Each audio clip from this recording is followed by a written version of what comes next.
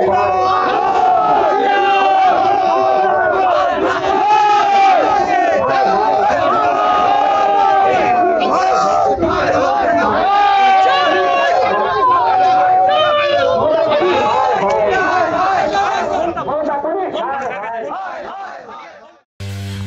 নবান্ন অভিযান ঘিরে গোটা রাজ্য জুড়ে চাপা উত্তেজনা ছিল। অন্যদিকে কলকাতার বড়বাজার, কলেজ স্ট্রিট, হাওড়ার সাঁতরাগাছি সহ দিকে দিকে ধুন্ধুমার পরিস্থিতির সৃষ্টি হয়।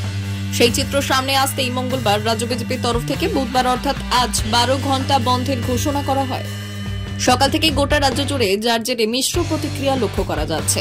এদিন বিজেপির কর্মী সমর্থকেরা হাবড়া 1 নম্বর রেলগেটে লাইনের ওপরে বসে অবরোধের চেষ্টা করলে হাবড়া থানার আইসির তৎপরতায় রেল অবরোধ করার অপরাধে 7 জনকে আটক করে নিয়ে যাওয়া হয় হাবড়া থানায়।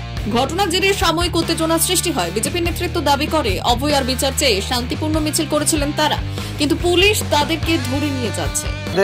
শান্তিপূর্ণ মিছিলে দলদাস পুলিশ, পশ্চিমবাংলা দলদাস পুলিশ, আমরা শান্তিপূর্ণ মিছিল করছিলাম। সেখান থেকে আমাদের কার্যকর্তা 4-5 জন মতন আমাদের অ্যারেস্ট করেছে। এই অ্যারেস্টে আমরা তার মধ্যে মহিলা 2 জন, 5 জন, হ্যাঁ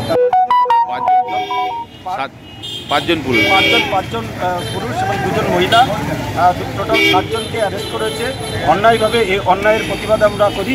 আমরা নির্ভয়া কাণ্ডের যে গতকাল আমাদের সূচনা অনুযায়ী আমাদের দলের যে অবস্থান ছিল যে আমরা এই অন্যায়ের বিচার যতক্ষণ না পর্যন্ত না হবে আমরা আমাদের আন্দোলন চালিয়ে যাব এবং সেটা শান্তিপূর্ণ হবে, মানুষের কোনো ক্ষতি না করে সেইভাবেই আমরা আমাদের আন্দোলন করছিলাম। কিন্তু অত্যন্ত দুঃখের বিষয় আমরা দেখলাম যে পুলিশ তার নিজস্ব কায়দায় এবং তৃণমূলের হয়ে আমাদের কর্মীদেরকে অ্যারেস্ট করলো। আমরা যতক্ষণ না পর্যন্ত আমাদের এর বিচার এবং আমাদের কর্মীদেরকে নিঃশর্ত